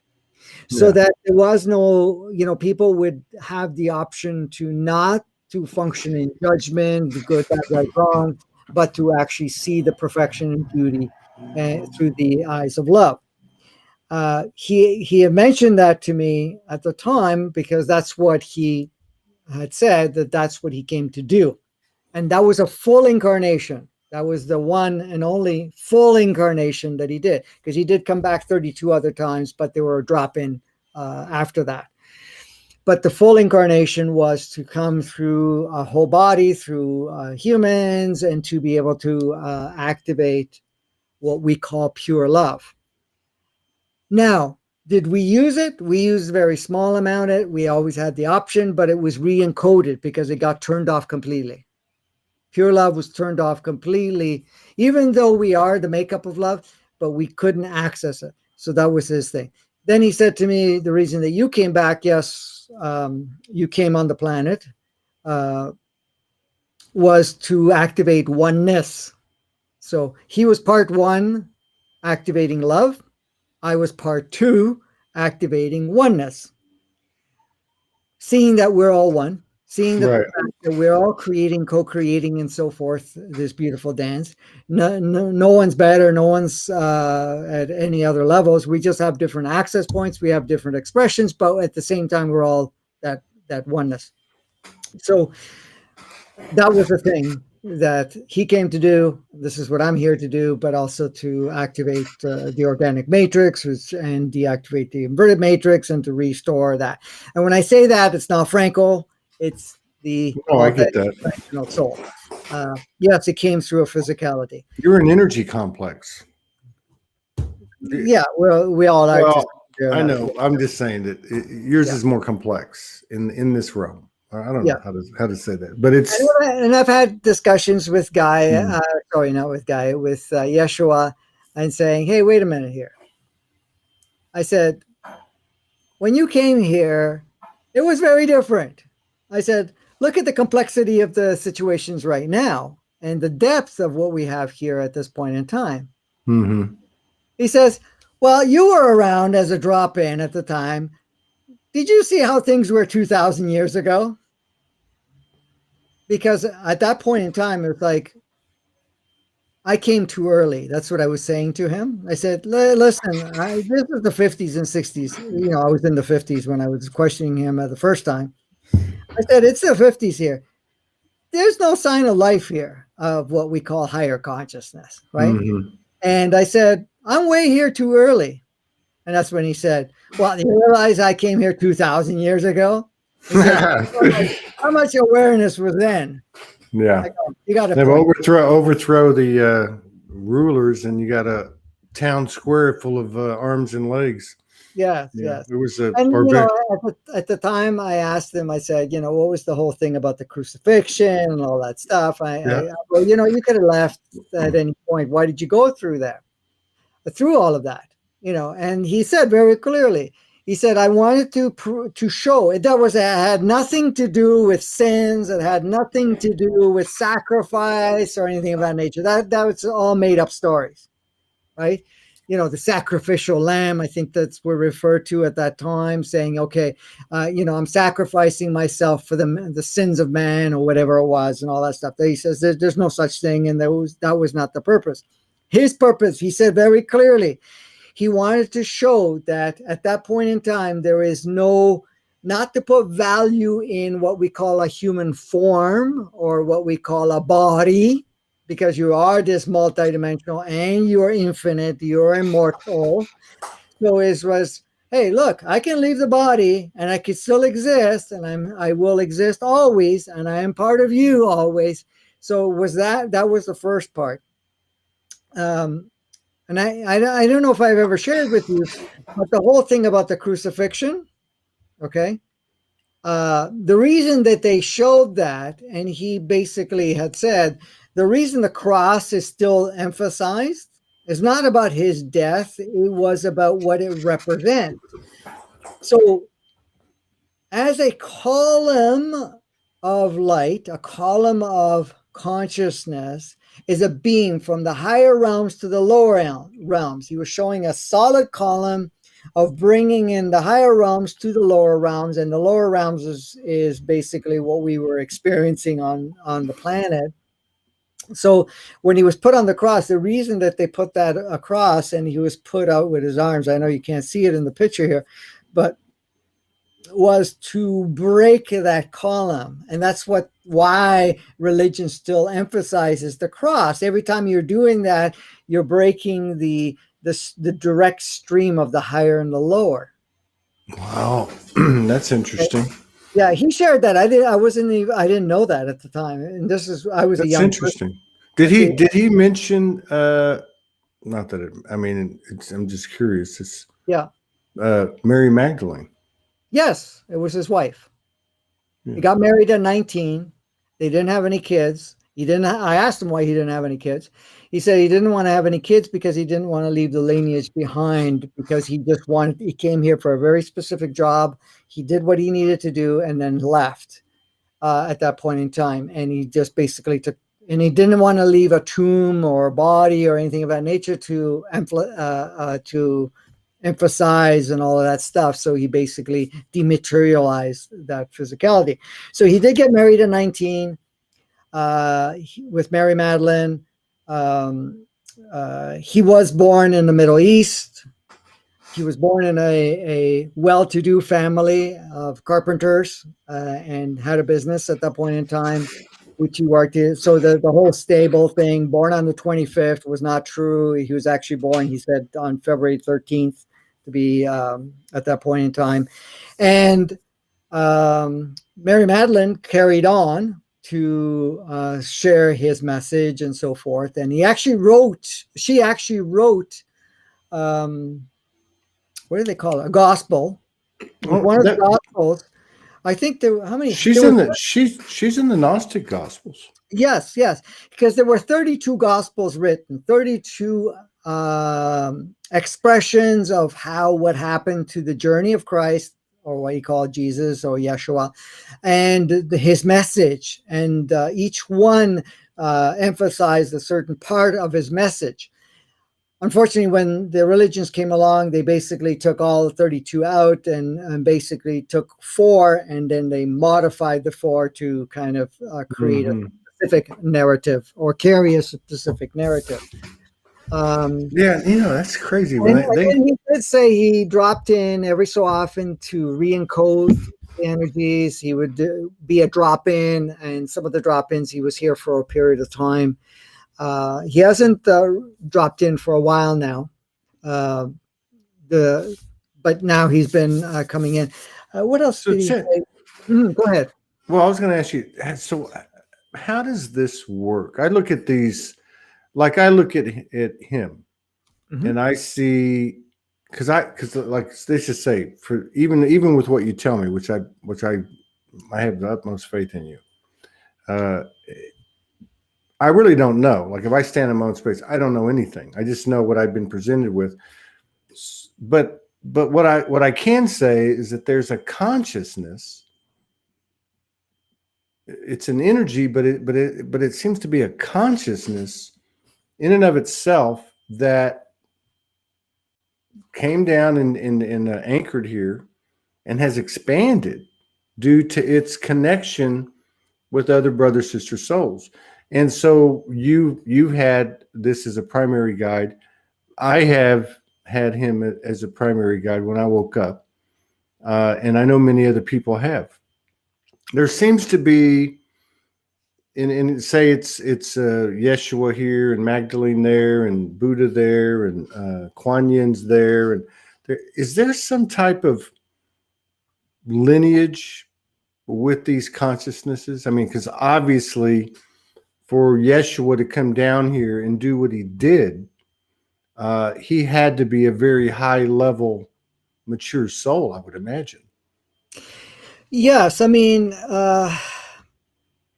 we're all bringing in our state of expression in any incarnations that we would have on planet Earth or any other planet. He was involved in the retooling, as my soul was too. Of planet Earth. Now you're talking 15,000 years ago.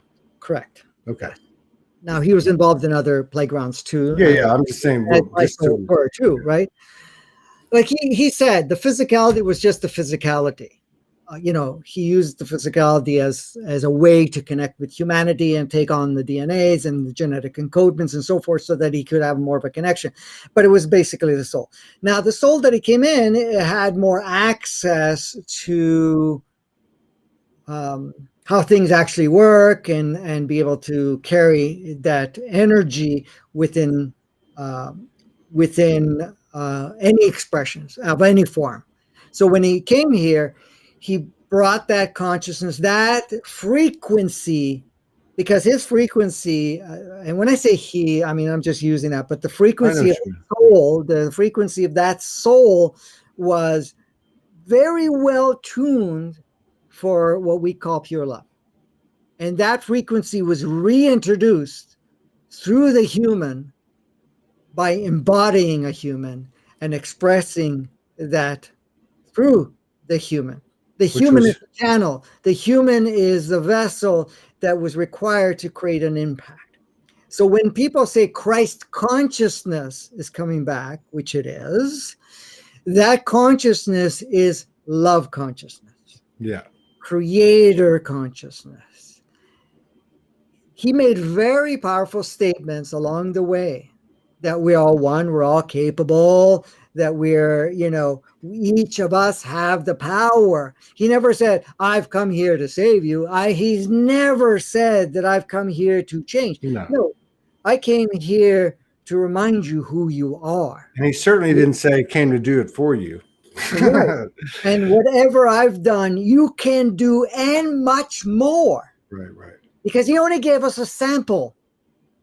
Because that's all the sample we were ready to experience. So that was the whole thing. Because we already, from the design, that seed was already put in there. Yeah. That seed of pure love, pure oneness was already there. It just got turned off 10,000 years ago. And then 2,000 years ago, when he came in, he reactivated that seed. But not everybody could utilize it because we were in the depth of it. But that was still alive. That life form, that frequency was already encoded. And that's coming to the surface now more. So when my soul came in through the physicality, using this physicality as the link, it brought in the seed of oneness, which was already there and everybody has had it, but it's really just you to reignite it and bring it forth more powerfully. That's all. So the different stages of it coming through at this point in time. So he's made it very clear in form and whatever else that we're all equal. We're all beautiful, powerful source beings having different expressions and experiences and so forth. There's no good, no bad, no right, no wrong, or anything of that nature. It's just roles that have been played and operating programs that were implemented. But all of this coming into the mix of it is basically dissolving and bringing more that crystallized, that pure form of ourselves through. And that was it. Have you, I'm just curious, have you ever went to a psychic or a medium who tried to read you, who tried to like read your makeup? I've had lots of offerings, and some of them I've just allowed them to do so. Yes, they always come back with the fact that, I'm either this extraterrestrial being that's outside of all of this. Many have seen, a lot of the different aspects of myself to say, when I'm saying the aspects, we're talking about the soul's aspects. And I've been told I'm a guardian, I am a planet, or I'm a reprogrammer, and whatever else. And those are just I'm just saying that as what they've referred to and so forth. Now, others basically go into a state where they don't know what to make of it, type of thing, because they don't recognize that energy. Many times I've said, "Oh, you're Yeshua," and I said, "No, I'm not." But then we're all in the same family group, so yeah, you may be. That's kind of what I was getting at too, because I had the same thing happen to me.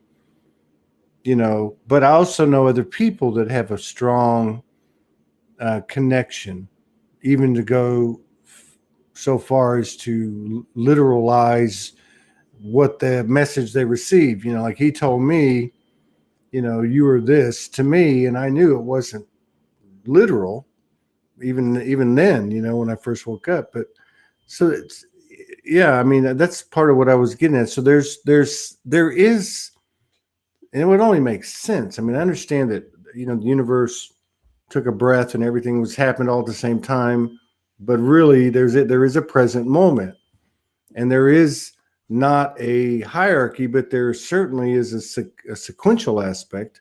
It only makes sense, which is the way I received it 10 years ago. But it seems like that there's just some energetic resemblance, lineage. Some people go one way, some people go the other way. I mean, yeah, and the thing is too, I mean, he's made it very clear from my conversation with him, because I mean, he used to show up a lot. I used to, present, and we would have chats, What especially what did he look like? I'm just curious. this is the beautiful thing. Let me share something interesting. Um, every time he would show up, he would look a little bit different. Hmm. And so I asked him one day, this goes back a long time ago, I said, why do you actually look a little bit different each time? You know, sometimes you look more childlike, sometimes you look like you look like, with the long hair and so forth and whatever else. He says, well, I don't have a physicality. He says, I'm an energy and a consciousness. You're the one that's applying the physicality. So you're seeing what you're seeing. I'm seeing what I feel or I think that I should see, right? Yeah. And when he told me that, and I go, oh, okay, I got that. That makes total sense. He says, I'm just an expression, energetic, and so forth. Now I recognize his energy in print and frequency, and whenever he's in the presence and he shows up, he does communicate through me at times. And some of the stuff I just shared with you throughout this whole thing, it's him talking through me. So he comes in far out, and even my higher aspect of what we call the soul communicates. And this is why I have all these resources and this information. It's not like Franco knows all this stuff. Franco knows quite a bit, but not even close to what I've been sharing or share, because it communicates through me, and I'm just basically as Franco, the one that's actually speaking, putting words to all of this. So at times he kicks in, and whenever he has to share something, he does share it. Okay. And through me. But in his representation, he would show up, but I have always felt his loving presence. We have a really communicate. He at times he's like a real joker, because he will tease me, or he used to tease me, when I used to make, comments of certain things. And it's like, yeah, why is this happening in this way? Well, this doesn't make any sense. And he would, he would either laugh or just say something different. That's how I met him. You know that. Yeah, I told that and story. he would tease me, right? So, and when somebody asked me years ago, and he said, well, how do you see him? I said, sometimes he's a real joker. He's really comical and whatever else. And he would use some of my experiences and kind of throw it at me as going, well, how about when you believe that? Or when you adopted that idea? And I go, yeah. It goes, well, why are you hard on yourself, or something like that? Or he would say something and he'll make me laugh, whatever. But, the thing is, he's never been like a driver or anything of that nature. He would just set me straight sometimes. He'd just say, hey, listen, you know this. Why are you putting focus on that? Not so much now, but, especially in my life going along, because he started showing up as I was a little kid. And at that time, I really highly appreciated his presence. And the reason I say that is because really I had never, for many, many decades, anyone to talk to, anyone to even share anything with, because I was here to observe. There was nobody that I could actually share that I would not scare or feel that, because even when I shared it with my mother, for example, bits and pieces of it, and not even that much, she went into that closed, religious idea, and then thinking that there was something wrong. I'm surprised she didn't get an exorcist for you. You don't know the story. Oh, I'm sorry. Well, we definitely have more cookie crumb trails now, because I can tell. By the way, What's all right? Oh, I can relate to a lot of what you said, because that consciousness was with me from, like, I mean, as long as I can remember. Mm-hmm. The experiences weren't like, or at least I don't remember them as being as visual as some of the ones have been since this all happened to me. But yeah, that's very interesting. It really is. It's so when do you see in this evolution that we're in? And by the way, Jed, yeah, we had who was on? Victoria Lillenquist was on, Franco, and Mary Rodwell's going to be on in an hour and 10 minutes. But when do you think that the 51% of the energy of our collective consciousness is going to stop being more concerned, and that's understandable, with the story, or I'm sorry, less concerned with the story and more concerned with the real-time information it gives us in the process of integration, expansion, and so on? Well, that's in the progress right now. If we're talking about when do we reach a tipping point where we're past the 50% or something of that nature, I mean, the whole intent is to shift away from all of our stories, all of our interpretations, all of that, whatever, by the end of 2022, going into 2023. That's the intent, so that the focus is on expanding, growing, and in an enriched human experience, either in the organic 3D or the organic 5D, and letting go of the stories, and what it meant or anything of that nature, and so forth. So that's the intent. This is what we're aiming for. This is what we're, and when I say we, meaning all of us collectively, to one degree or another, are aiming for that, so that we actually shift away from the old stories and now create a new life stream based on that. And many of us are already building new life streams in our own life, and we're also, making changes with relationships and where we live, where we put our focus, what we consume, where our attention is going, and so forth. Because we're becoming more and more comfortable with ourselves and discovering ourselves. Many of us don't know ourselves. We don't know what we're capable. We don't know who we actually are. We've been living, the majority, and this is where it's breaking all down, because a lot of us are shifting out of that very quickly. A lot of us have interpreted that who we are is that name that we have, that gender that we have, our history that we have, and that our stories, and a lot of different stories that we've had. And we never really got to know who we are. Yeah. We wouldn't be asking the question, who are we and why we are here? Yeah, exactly. We know ourselves. Yeah. So we know ourselves, then that becomes a moot point, and it's like, I know who I am, and I know what I'm here for, and I'm really going to utilize this opportunity here to play powerfully. Yeah. I had a great question. Okay. This is very difficult for me. God, and it was a really good question. I'm going to pull it back in 5 seconds. So I'm going to get it. No problem. So you were talking about, here we go. God. Well, we're talking about knowing ourselves. We were talking about our stories, our programs. We were talking about Oh, I know what it is. Okay. I know what it is. Okay. So everything's expanding, which means that we're letting go of what's not real. Just to your point about what we think we are, even though we're asking, who am I? That's a great story, by the way. I like that. But so we know that oneness is oneness. We just got to get there, right?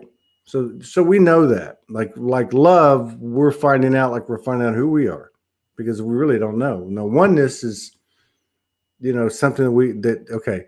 So in order to keep moving, we're surrendering things and we're letting go of things. Ownership is deep. I mean, the ownership isn't just a mortgage piece of paper and the bank owned. It's energetic. It's very visible, for instance, in let's say old school patriarchal relationships, like my grandfather. Both of them. They didn't cook, they didn't clean. You know how it works. Okay, so ownership is a very powerful thing. I think about it.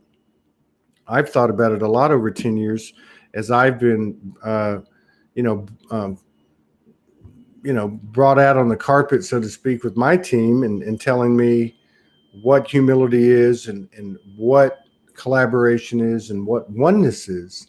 So there's no copyright, no trademark. No, this is all Todd's spitting this out, but it's inevitable. I can see this happening, and where I see it really happening is over the last couple of months when I was telling you about the construction, and I know there'll be a reconstruction. That's why I use that of platforms that have been very effective and popular, at least by the human metrics, that are not holding water because they're not in alignment with the expanded frequency. By the same token, a lot of our in these circles, a lot of our new identity, let's put it that way, a lot of our new identity has come from how smart we are, because we're these big illuminated souls that God loves us and favors us and gives us these great gifts, skills, and abilities, and we want to tell people that we own them. Right. And it perpetuates that ownership thing. So it's not really about the person it's not even about who starts what. It's not about that. I'm just getting to the point of when something like that drops, I think it's going to be obviously a huge effect on the world. Do you see that starting to take a slide? Do you think it's going to take a hit? Do you think that there's going to be more people that are going to give it up for the team and just walk forward with their head high? Well, absolutely. And like you were saying, the whole ownership thing. I mean, ownership is restrictions. You cannot own anything and be free at the same time. No. You can have stewardship of something that's going to be supportive, but it's not about controlling anything. See, we want to own every part of it and say, well, I want to own part of the earth. I want to own other people. I want to own this, but that's all restrictive. And you cannot really experience freedom in ownership, because when you set everything free, everything is in motion. Everything is beautifully flowing all over. And the thing is, we were never, somebody had said this some years ago, but in this, from one of the statements I had made at the time, and I said, the point was, here we are dividing up the planet, saying this is owned by this cluster and these individuals and more, you got your deeds and whatever else. But who owned it that actually distributed? Right. That's like that meme. What is it? There's $300 trillion owned by or owed by humanity, and then it says, and who do we owe it to? Exactly. So yeah, the whole thing about ownership control and all that stuff, it is fading for a lot of people because of the fact that they starting to realize that the oneness is starting to grow in them more and more. The sense of freedom is coming forth, and a deeper understanding that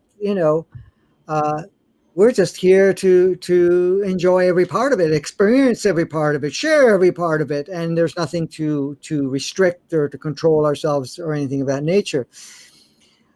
Imagine this: when you're in a relationship with an individual, if you feel that you own that individual, just see how free you feel.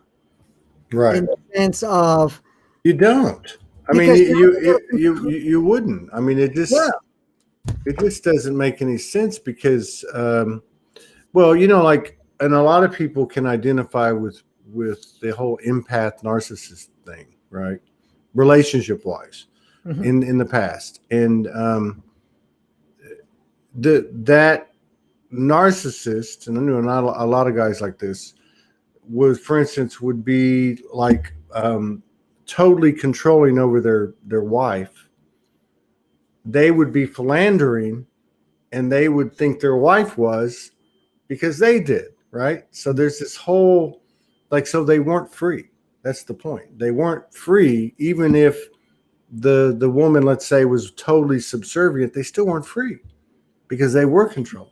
Yeah, makes sense. Well, look at it this way: if you say I own my partner, and my partner's job is to do this, this, this, and this, and my job is to do that and that, right? It's not as fulfilling. First of all, you will notice that there's always that doubt, and there's that clash, and so forth that plays out. But imagine there's no ownership.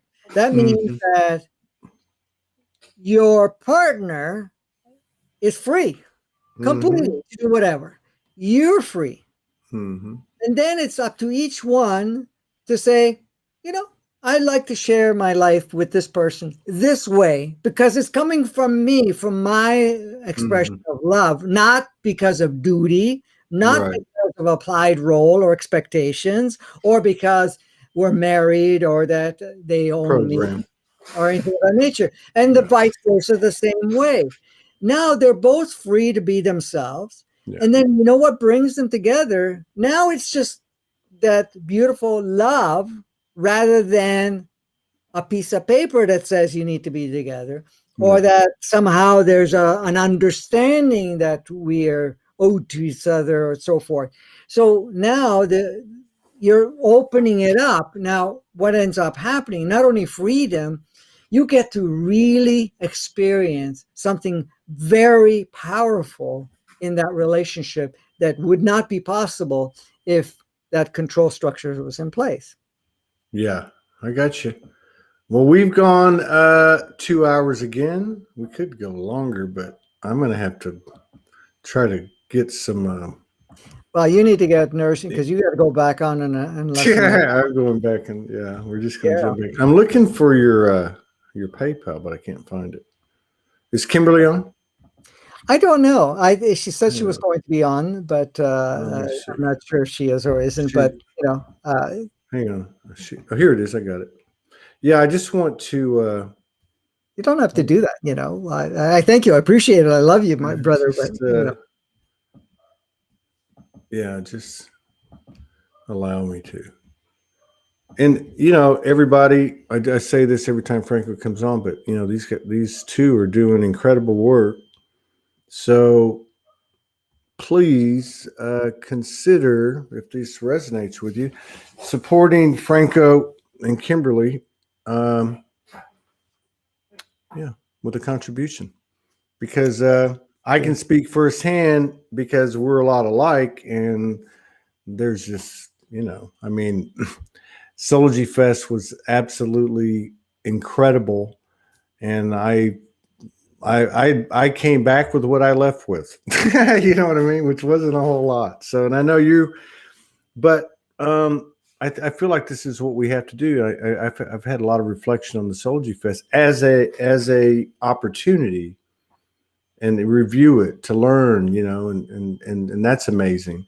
But I'm really happy that we were able to spread the abundance out, because I feel like that these are the things we got to do now. We got to actually step against the old norms and establish the new norms in the physical embodiment. And so I think that was a great coming together of a non-possessive type of small collective field.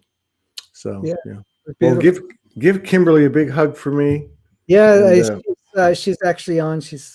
I saw her say, "Yep, I'm on." Okay. Well, I already put it up anyway. Or she no wants to put it up again. That's cool. And you get to play with her next week. What? Next Friday, you get to. Oh, that's right. I asked Morgan. She's like, "Oh, well, every time I've asked her, she said, no, it's not for her." And I said, "Well, that's the same thing you said till you met me." So the next thing I know, she's on there. Yeah, I'm real excited about that. I'm really, I really, well, people know because they see us on and they make comments all the time. I've seen someone here about me and you and our connection, but Kimberly, wow, she's amazing. She's just absolutely amazing. I can't even think about it because it just blows me away. God, I was going to ask you. Oh, I was going to ask you this one. Morgan will get mad at me. So if I were to cross the Canadian border, Mhm. I suppose I could get a ride from you or Absolutely. somebody. Yeah, yeah. Absolutely. Okay. So I'll see. It came out good. I'm not gonna get. Yeah, it's not good. I didn't supply any more information than I had to. No problem. No All problem. right. Just reach out and we can work out any details Yeah, just required. something I had in my head, you know. Oh, we've So we're going to be back in 55 minutes with Mary Rodwell, who's probably about as deep into this as Franco is. I had to be honest with you. I don't know if you ever listened to any of her stuff, but she's No, I amazing. haven't, but I don't know if I'll have time tonight, but I will No, listen to she's the yeah. replay. There's plenty. I mean, but she's amazing. I mean, she's been doing amazing stuff, and she's an original goddess OG. I mean, she's just absolutely amazing. But anyway, we enjoy having her on about every 6 weeks. So anyway, she'll be on tonight. We haven't talked to her in 2 or 3 months. I'm going to go make some coffee, the blackest coffee I can, and I'll see you later, Franco. I love you, and tell You too. Kimberly, yeah, I'll see you. Love Peace everybody. out.